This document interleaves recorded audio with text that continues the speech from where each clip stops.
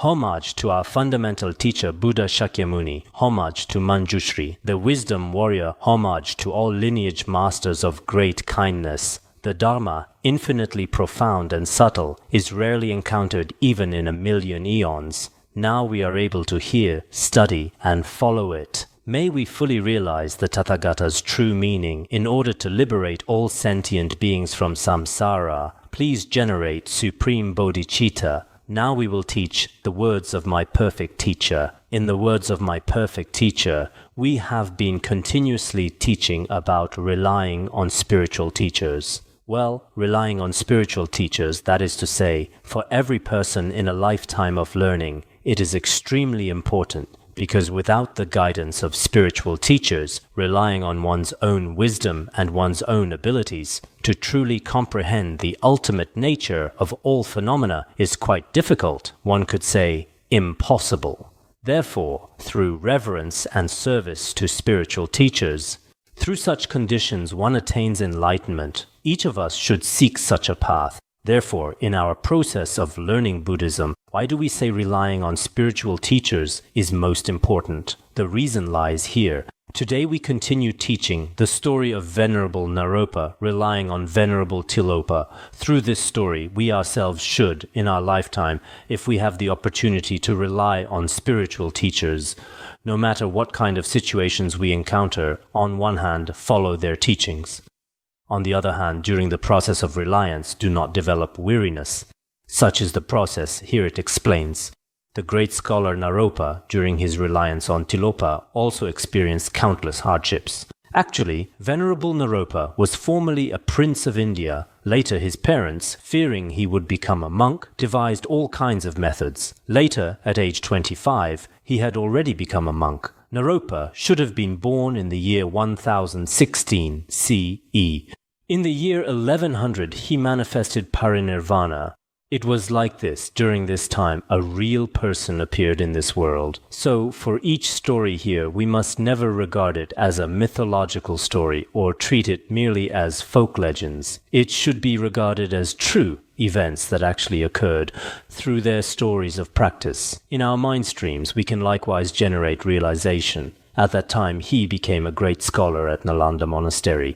Later, I think I mentioned this before, once when he was reciting sutras and treatises, an old woman appeared beside him. At that time, the old woman asked, "Do you master both words and meaning?" He said, "I have mastered the words." Initially saying, "I haven't mastered the meaning of these treatises I haven't mastered." At this time, that old woman appeared extremely joyful and began singing and dancing. At that time, the Venerable thought, when I said I mastered words, she was so happy. If I said I mastered the meaning, she might be even happier. He then immediately said I was joking. Actually, I'm very proficient in meaning too. At that time, the old woman began crying loudly. Then Venerable Naropa asked, "Why are you crying?" She said, "Earlier you first said you mastered the words. At that time I felt it was true. You were still speaking the truth. When you say you master the meaning, this is impossible. You are completely lying, so I'm very sad and crying." Later, Naropa said, "In that case, who do you say masters the meaning?" She said, "My brother is called Tilopa. He is the one who masters meaning. If you want to truly comprehend meaning, it's best to seek him." After saying this old woman had disappeared, vanished. Through this circumstance, he began seeking Venerable Tilopa. In the process of seeking, actually there's a specific biography of Naropa. From the biography, one can see many wonderful stories. For example, initially when he was traveling, there was a leper woman on the road. The road was particularly narrow with no way to pass. At this time, that woman continuously blocked the path. She said, "Either you go around or step over me." Later, Naropa really had no choice but to step over her. After stepping over, this leper woman from before began rising into the sky, singing Vajra songs to him in the air. "You should not insult others in the future. Don't discriminate against others. If you behave this way, how can you find your guru?" At this time, Naropa was very sad. Then he vowed from then on to respect every person like his own guru. At this time, the earlier woman's magical display had disappeared. Then walking further, on the road he encountered a mother dog with a rotting body. He really had no choice but to step over this mother dog again. As a result, the mother dog also flew into the air and sang Vajra songs to him. saying, "If you discriminate against sentient beings and animals like this, how can you meet your guru?" Later he understood that every sentient being possesses Buddha nature and cannot be looked down upon. Again, he made vows and so forth. In between, many such experiences appeared. Actually, they were all manifestations of his guru, which he didn't realize at the time. Finally, as we introduced before, it was Venerable Tilopa. Here it also says, as mentioned before, Venerable Tilopa was sitting in the form of a beggar, at that time continuously eating fish. Some biographies say he ate fish while liberating them. Others say some he ate, some he spat out. When he put them back in the lake, they came back to life. Naropa approached to pay respects and requested to be accepted. Venerable Tilopa finally agreed. Initially, he didn't agree, but finally he agreed. Thereafter, wherever the guru went, he brought him along, but he never gave him teachings. Some biographies say he did transmit a small amount of teachings. Others say he never transmitted teachings regardless. Later it describes approximately 12 great austerities and 12 small austerities. The 12 great austerities basically had about a year's interval between each. Sometimes the guru, after a year had passed, would torment him or apparently beat him up, then again remain silent. Venerable Naropa would be very anxious at his side, but couldn't receive teachings. It was always like this, waiting another year, and when another year had passed, again manifesting a rather difficult to accept appearance, then beginning what was equivalent to a retreat method, so the time he spent in reliance was quite long. When I first came to the academy, at a Xinhua bookstore, I bought a biography of Venerable Naropa, which also described the 12 great austerities. Later I saw there was also a Chinese version. I don't remember clearly who wrote the Chinese version. It should have been first translated from Bhutan into English, then translated from English into Chinese. There's also such a biography. This biography also introduces from beginning to end how Venerable Naropa relied on his spiritual teacher, the entire process of austerities. This process is described in considerable detail. Here it says he never gave him teachings. Let's look at this below. Possibly each individual austerity. Some individual austerities he performed. The book has some portions we might still be able to explain more, if possible. This way we know, in his lifetime, through what kind of actions he began relying on his guru. One day, Venerable Tilopa brought Venerable Naropa to the top of a 9-story building, then said, "If one follows the guru's instructions and practices accordingly, I wonder if there's anyone who would jump down from this tall building." He spoke like this at that time. At that time, Venerable Naropa thought to himself, "There are no other people here. These words must be directed at me." So he didn't consider much, since the guru had mentioned this. Then he leaped down from the rooftop, nearly completely shattered. He endured immeasurable pain and suffering. At this time, the guru came forward and asked, "Are you in pain?" He replied, "Not only am I in pain, it's as if I've become a corpse. Not only is it painfully deadly, I've completely become like a corpse." He answered like this at that time, saying he had completely become like a corpse. This was the first austerity. We should also understand, through Venerable Tilopa's blessings, his body later recovered completely. This was the first austerity. Then for the second austerity, the guru brought him to another place and instructed, saying, "Naropa, light a fire." At that time, Naropa also followed the instructions, and after the fire was lit, the guru took many long bamboo poles, coated them with oil, and roasted them over the fire, then made them into extremely hard, razor-sharp bamboo spikes. He then said, following the guru's instructions and acting accordingly, one needs to experience such suffering. And after saying this, he inserted all these bamboo spikes between Venerable Naropa's fingers and toes. Generally speaking, in worldly terms, this is very difficult to endure. Taking thin bamboo splinters from the fire, all inserted between his fingers and toes. All the joints in his body had become almost completely stiff. He experienced unbearable suffering. Afterwards, the guru went to another place, leaving him there, only returning after several days to remove those bamboo spikes. Now let us think, even a particularly small thorn, if it pierces our body, we find it very difficult to endure. Who could accept such treatment? From Venerable Naropa's wounds at that time, much blood and pus flowed out. Venerable Tilopa later gave blessings and then took him away. This was his second austerity. For the third austerity, one day the Guru also said, "Naropa, now I'm hungry, go beg for some food." Then Venerable Naropa went to where many farmers were eating. At that time he begged back a full skull cup of steaming hot porridge and returned to offer it to his Guru. Venerable Tilopa at that time appeared extremely happy. With a smiling face he ate it all with relish. He ate with great satisfaction, appearing particularly joyful. At that time Naropa thought to himself, "I've been following my Guru and doing so many things, but I've never seen my Guru as happy as this time. If I go beg again, might I also obtain a little?" So he again took the skull cup and went to those farmers from before, but found that those farmers had already gone to work in the fields. The remaining porridge was left in the original place. He thought to himself, "Now, if I steal a little, it doesn't matter. For my Guru, for a good cause, stealing a little doesn't matter." Then he picked up the skull cup, ladled a bowl, and ran back. He didn't expect that those farmers had already seen him. They chased after him and caught him. Without saying a word, they beat him up, severely beating him. Each of them chased after him and gave him a severe beating. He almost died. They nearly took his life. Venerable Naropa at that time cried out in pain, really couldn't get up, so he had to lie there for several days. The Guru later came to give blessings and then took him away. Some biographies say that at that time the Guru also told him, "Go again to ask for some food. If they chase you, you'd best draw a water symbol on the road and also brandish a precious sword." Afterwards, when he went to prepare to steal in India, there's a custom. After asking the first time, when asking the second time, no one will give. When asking the second time, they also wouldn't give. He had no choice but to pour a skull cup of water on their food.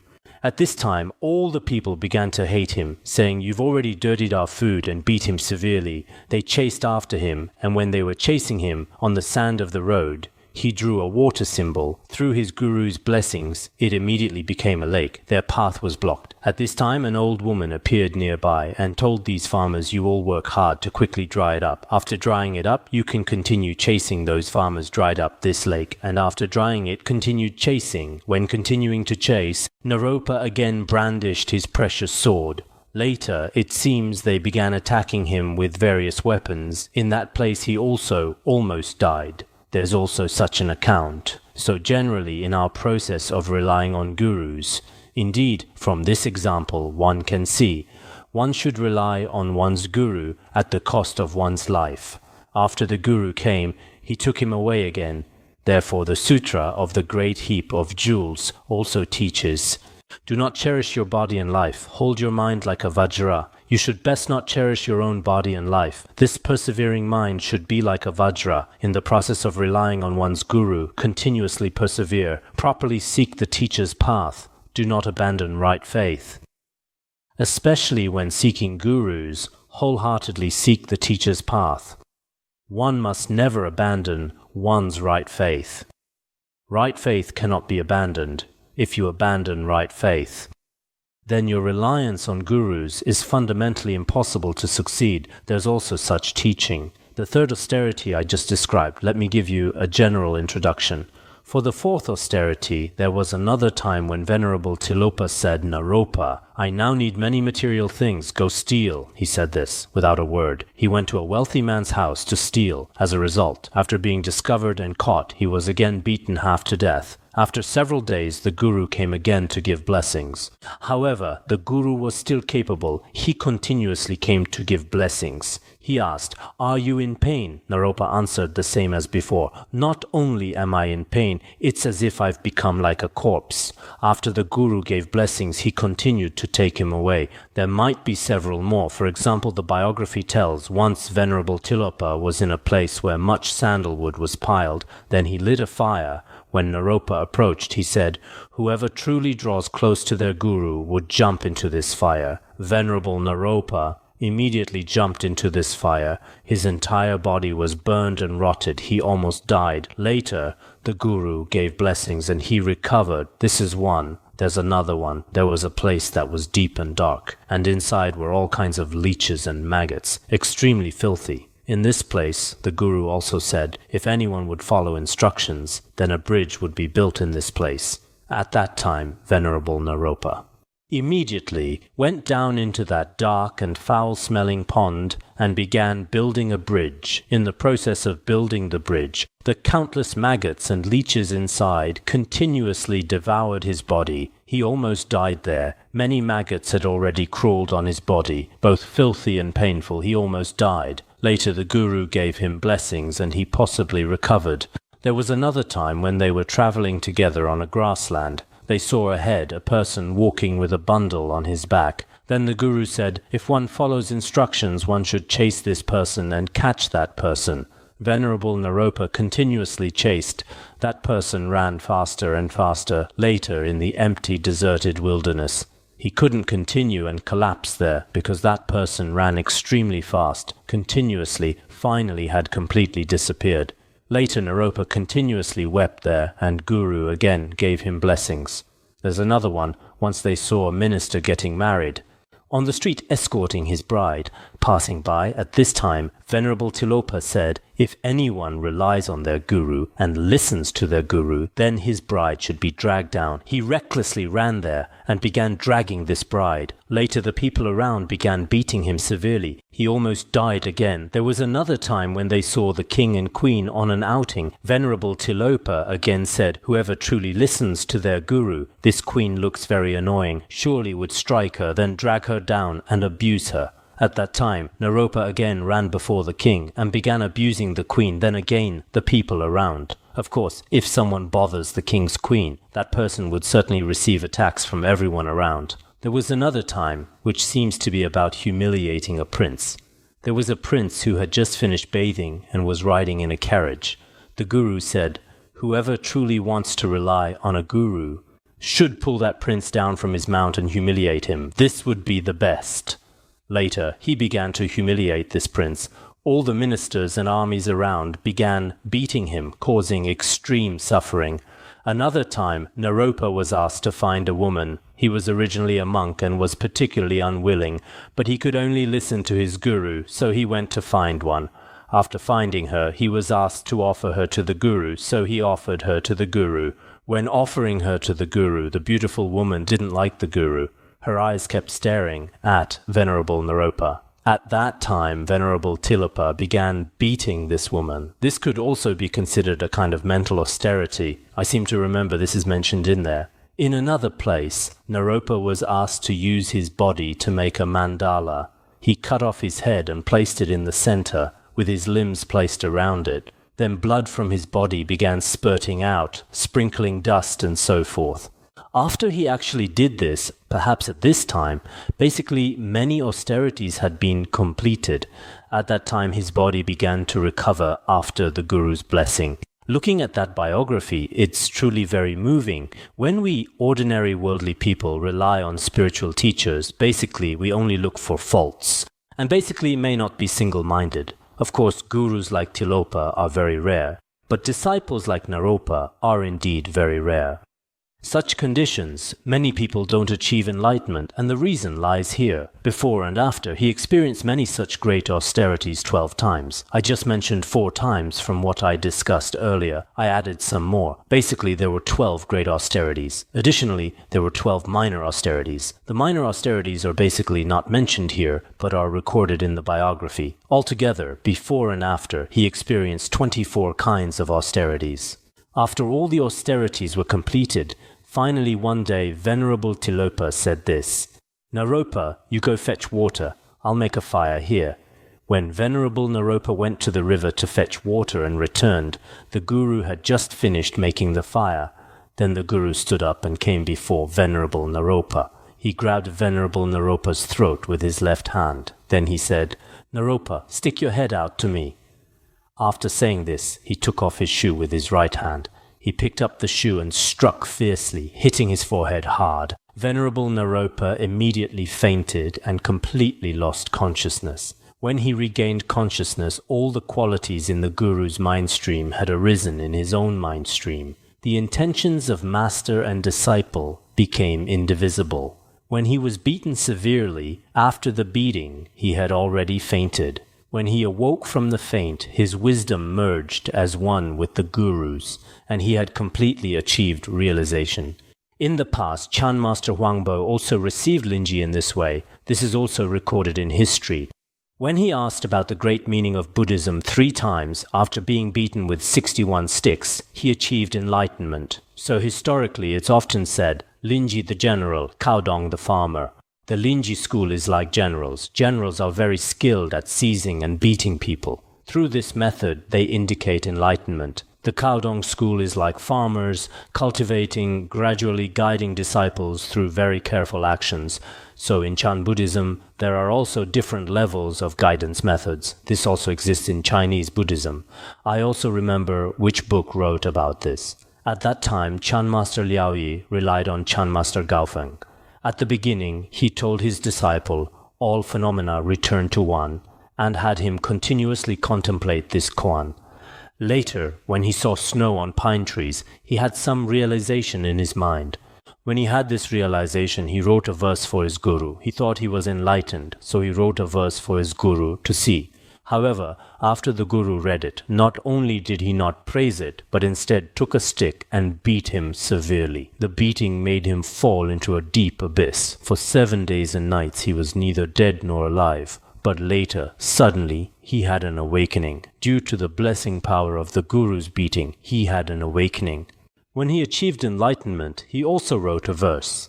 The great earth, mountains and rivers, a sheet of snow, when the sun shines, it vanishes without a trace. From now on, I doubt not the Buddhas and ancestors. No longer is there south, north, west, or east. He sang such a verse at that time. I think this verse is very good. Mountains, rivers, and the great earth all become a sheet of snow. When the sun shines, all the snow disappears without a trace. Similarly, after the Guru blessed him by beating him with a stick, all these worldly phenomena disappeared. Everything was realizing a pure realm. At that time, regarding all the Vajra words of the Buddhas and Bodhisattvas, he had no doubt whatsoever. Before this state, all worldly phenomena don't exist, including the directions of east, south, west, and north. All phenomena completely vanish. He sang such a song when realizing the state of emptiness. I seem to have mentioned before in Footprints on the Journey that I really like when a guru gives one blow and then enlightenment occurs.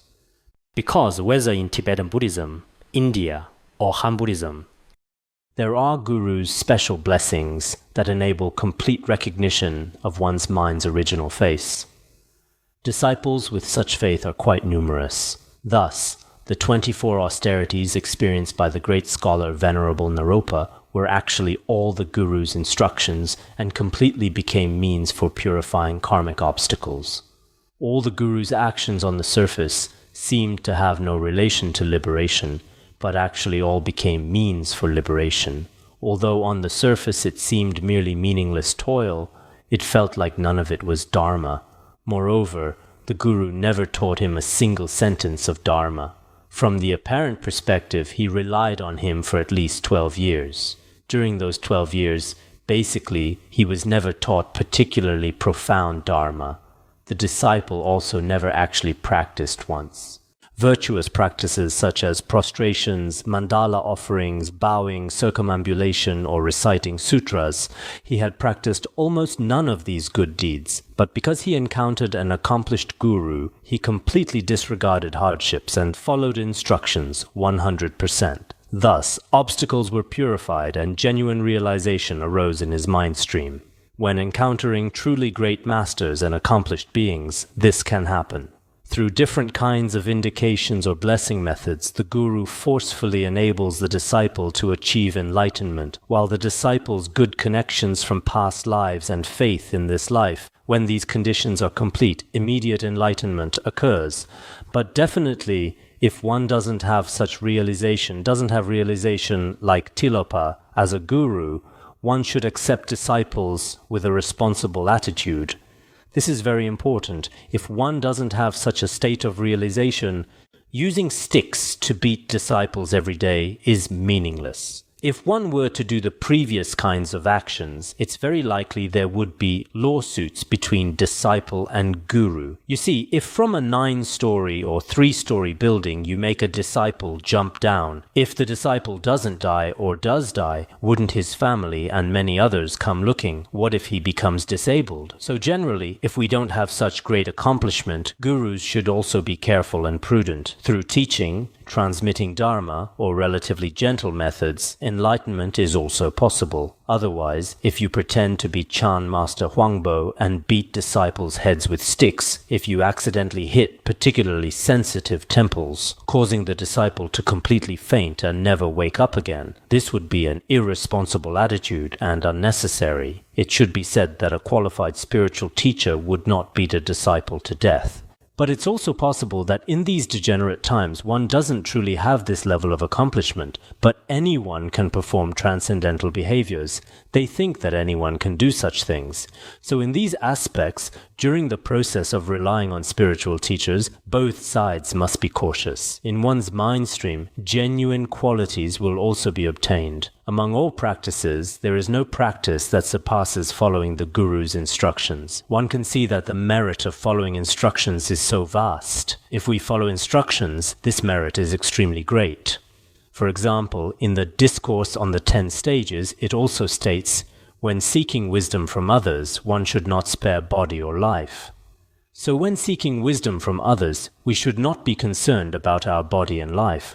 Not to mention our Mahayana teachings being so sublime, even worldly knowledge, such as Brahmin learning or other worldly studies, can only be truly obtained after undergoing austerities.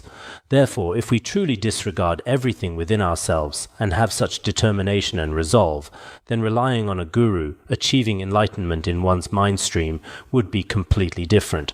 So, as long as we properly approach spiritual teachers, seeing Buddhas and Bodhisattvas and obtaining all qualities would not be very difficult. By approaching spiritual teachers, quickly see those Buddhas. This is taught in the Avatamsaka Sutra. By approaching spiritual teachers, quickly see those Buddhas. If we properly approach spiritual teachers, then we will quickly see all Buddhas and all deities, and manifesting all transcendent states would not be very difficult. If our own behavior is also improper, and our minds often generate wrong knowledge, wrong views, and discriminating thoughts, then our own mind stream becomes tainted. It's impossible for signs of qualities to manifest. So here everyone should understand that in the process of relying on spiritual teachers, like Venerable Naropa relying on Tilopa, he was an Indian following Indian customs at that time. As I mentioned before, wisdom cannot be obtained without cause and conditions. Looking at some Brahmin stories from the past, Brahmin teachers and masters often had this requirement, either exchange material wealth for knowledge, or exchange one's life or bodily service for wisdom. There was no other choice. This was the saying. So in our current world, respect for the Guru, joy toward the Guru, and pure perception of the Guru are indispensable in the process of relying on spiritual teachers. If there are such conditions, naturally in one's mind stream one will also obtain many genuine blessings from the Guru. With the Guru's blessings, benefiting beings directly or indirectly would not be very difficult. So, we often see that since ancient times, many great masters, all without exception, respected their lineage gurus. When one becomes increasingly respectful toward one's guru, outsiders may not necessarily understand him, but actually his actions will naturally benefit beings. So in our daily interactions with others, this point can also be observed and is extremely important. Conversely, the fault of ignoring the Guru's instructions is particularly serious. Once, Venerable Tilopa said, "Naropa, you should not take the position of guardian Pandita at Vikramashila Monastery."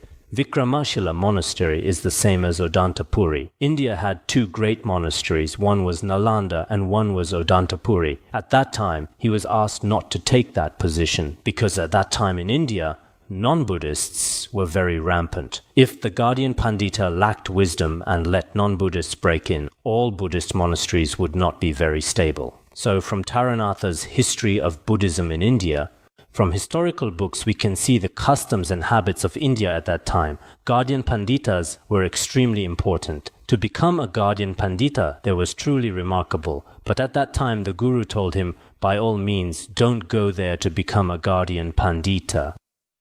Later, when Venerable Naropa went to central India, he happened to encounter the passing away of Vikramashila's Pandita. There was no one else who could debate with non-Buddhists. The monastery's abbot then requested him, by all means, please, you must become the guardian Pandita of the North Gate. After repeated requests, he took on the guardian duties of the North Gate and had already made the commitment.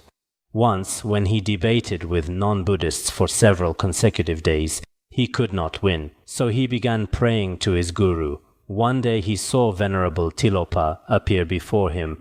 For a long time he hadn't appeared. The guru had gone somewhere unknown and hadn't appeared. One day when he appeared, Naropa said very sadly, "Guru, your compassion is so weak. Why didn't you come earlier? I've been waiting for you here for such a long time. Why didn't you come out earlier? When your disciple encountered such great difficulties, didn't you care for me, Guru?" Then the Guru said, "Didn't I tell you long ago not to become a guardian Pandita? Now you'd better visualize me on top of your head, then use the threatening mudra pointing at those non-Buddhists during debate." Venerable Naropa also proceeded as his Guru instructed. As a result, he achieved great victory, defeating all the non-Buddhists' verbal attacks in one stroke. At that time, he had already won in all the debates with non-Buddhists. Actually, when he visualized his Guru, he had such qualities and abilities. Through this story, we can also understand that when we encounter obstacles and difficulties in our practice, if we have the opportunity to consult our Guru, we can do so. If we really don't have that opportunity, we can visualize our Guru. When debating with non-Buddhists or debating with some people, when we really encounter difficulties, if we continuously visualize, perhaps the other party won't dare to look down on you. There are similar stories about Karma Chagme Rinpoche. Once, it seems a particularly renowned yogi came to the local area. This yogi was recognized by local people as a great accomplished master. A monk was preparing to visit him. At that time, it seems Karma Chagme Rinpoche was very young. This lama was quite nervous, saying, "I heard this yogi often criticizes others in public and scolds them very harshly. Sometimes when he strikes people, it can be very severe." So, at that time, the Lama really had no choice and asked Karma Chagme Rinpoche, "What should I do? If I don't go, with so many people also going to visit, it's not good not to go. But if I go, I'm afraid he might beat us. What should we do?" Karma Chagme Rinpoche said, "I'll go too. If we both go, there's a method." The monk said, "What method?" "When we meet him, his root guru is Machik Labdron. We should visualize Machik Labdron above our heads. He won't beat us. He wouldn't dare beat his own guru. So when we meet him, we should still visualize his guru above our heads." So they went, and when they visited, they truly visualized their root guru above their heads when going to meet him. When they went to meet him, that yogi was truly a person with supernatural powers. As soon as he saw them, he received them with exceptional respect and great joy. This is also one method.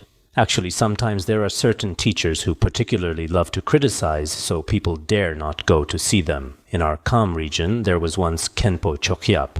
Khenpo Chokyap was a truly remarkable spiritual friend, but later, Khenpo Norpa and I once wanted to visit him. Originally, we planned to go, but we heard that whenever someone came to visit, he would criticize them severely, so we were quite afraid. Especially if criticized in front of many people, it would be unacceptable and embarrassing. Later, one day on my way back from the monastery, we decided we must go to see him. When we arrived at that place, they were having a festival. The teacher was sitting on the Dharma throne with many people around. We didn't dare approach because with so many people there, if he criticized us, we probably couldn't handle it. So we prayed from a distance. After that, we never met him in person again, though we were close by. So throughout history, some teachers have always appeared to criticize anyone who comes and point out their faults. Each teacher's behavior may be different. There are all kinds of situations. The story of Naropa's devotion to his spiritual teacher is now complete. Next is Milarepa's devotion to translator Marpa. This story begins. In the region of Ngari-Gungtang, there was a wealthy man named Mila Sharab Gyaltsen. He had 2 children. His eldest son was called Mila Thopa-Ga. At that time, Milarepa was originally called Thopa-Ga, who was the venerable Milarepa. During their childhood as siblings, they initially lived a very happy life. Later, his father unfortunately passed away. All the family's wealth was completely seized by his uncle, Yungdrung Gyaltsen. The 3 of them, mother and children, had no food or possessions. They suffered all kinds of hardships. I think many Dharma friends have already read Milarepa's story. I don't need to elaborate extensively here. Many people entered the Dharma gate through reading Milarepa's biography. When I wrote Dharma Friends, many first read Milarepa's biography before entering Buddhism. Some even cried for 3 days and nights. Later, Milarepa learned black magic and hailstorm techniques from Yungton Trogyal and Lharje Nupchung. In the end, he killed 35 people, including his uncle's sons and daughters-in-law. Different historical accounts give varying numbers. Because the local people had oppressed them so severely, he also sent down hailstones as high as 3 wooden planks. From the biography, we see corpses everywhere. Cattle, sheep, and other birds all died. Because he sent down hailstones at that time, you see, when we have even small hailstones, many people almost die from them. With such large hailstones, needless to say, what would happen? At first, Milarepa was very joyful, and his mother was especially happy, singing many songs. I won't recite all of these. Anyway, at that time, everyone present, the Tibetan songs his mother sang, I can recite some of them. Milarepa deeply regretted the evil karma he had created in the past. Thus, he gave rise to the intention to practice Dharma and, following his teacher Yungton's advice, came before a Dzogchen yogi named Rongton Laga to request teachings. Recently in India, they also made a biography film of Milarepa. I watched it briefly. Some teachers in our Tibetan regions have also made biographical films of Milarepa with both Chinese and Tibetan narration. But the Milarepa in there is portrayed as a Khenpo man, which seems a bit different from the Milarepa in my mind. Plus, some of the actors, I won't say more. Master Rongton Laga said this, My supreme Dzogchen teaching has supreme generation as its root, supreme attainment as its peak, and supreme realization as its fruit. He explained it in terms of ground, path, and fruition. Practice in the day and become Buddha in the day. Practice at night and become Buddha at night. Those with karmic connections need not practice. Merely hearing brings liberation. This is a teaching that only those of extremely sharp faculties have the fortune to practice. Now I bestow this teaching upon you. You may practice it or not practice it. At that time the teacher spoke to him in this way. Then the teacher gave him empowerment and transmitted the pith instructions. Milarepa thought to himself at that time, When I first practiced black magic, I achieved great results in just 14 days. Learning hailstorm techniques also took only 7 days to succeed. It seems this teaching is even easier than black magic and hailstorm techniques. Dzogchen must be very easy. Didn't the teacher just say, practice in the day and become Buddha in the day, practice at night and become Buddha at night? Those with karmic connections need not practice. Since I have already encountered this teaching, I must surely be someone with karmic connections. So he didn't practice, and his reasoning was correct. Without karmic connections, it would be impossible to encounter it. Those with connections become Buddha without practicing. I must be someone with connections. I'm such a person of sharp faculties. So he didn't practice and spent all day indulging in sleep. In the film they made, he just played around, doing somersaults, that Khenpo man. As a result, the Dharma and his mind stream went in opposite directions. Because Dzogchen relies on devotion for practice, perhaps on one hand, his teacher had no real karmic connection with him in this lifetime. He didn't practice and went in the opposite direction.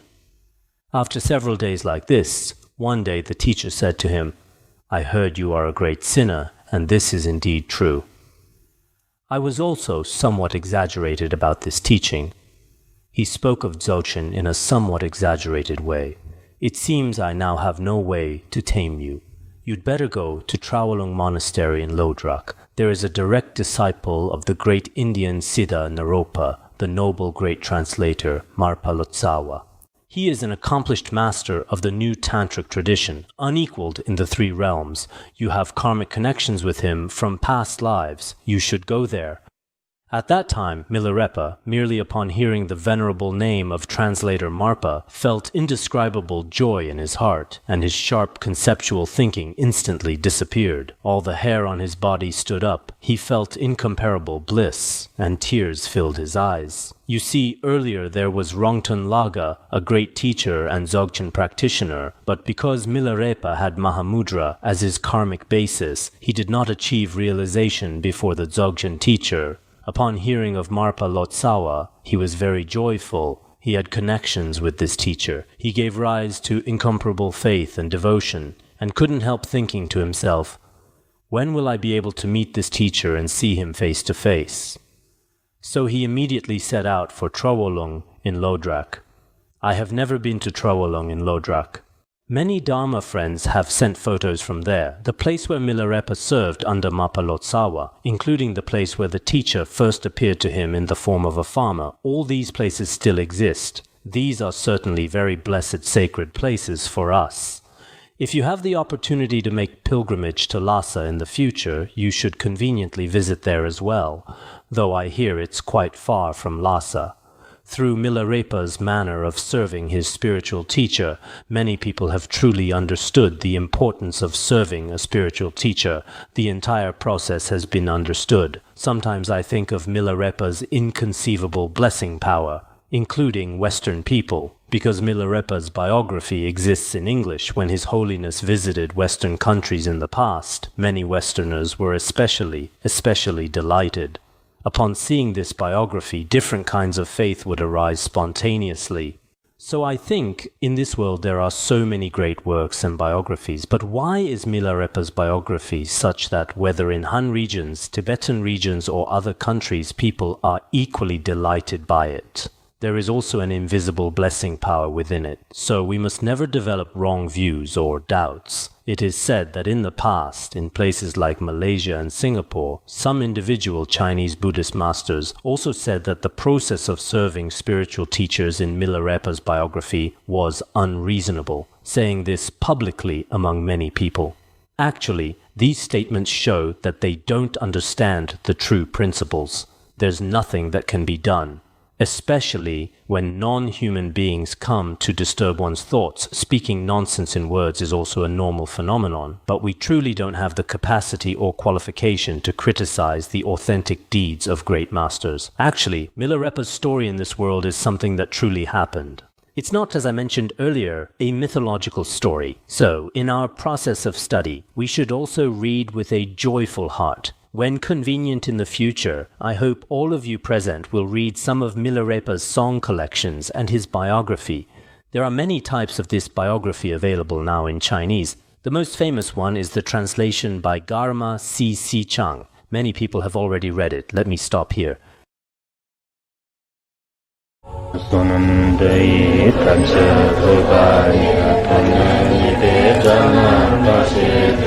Kirkana Jirano Chupai Chupun Tunen Dwasho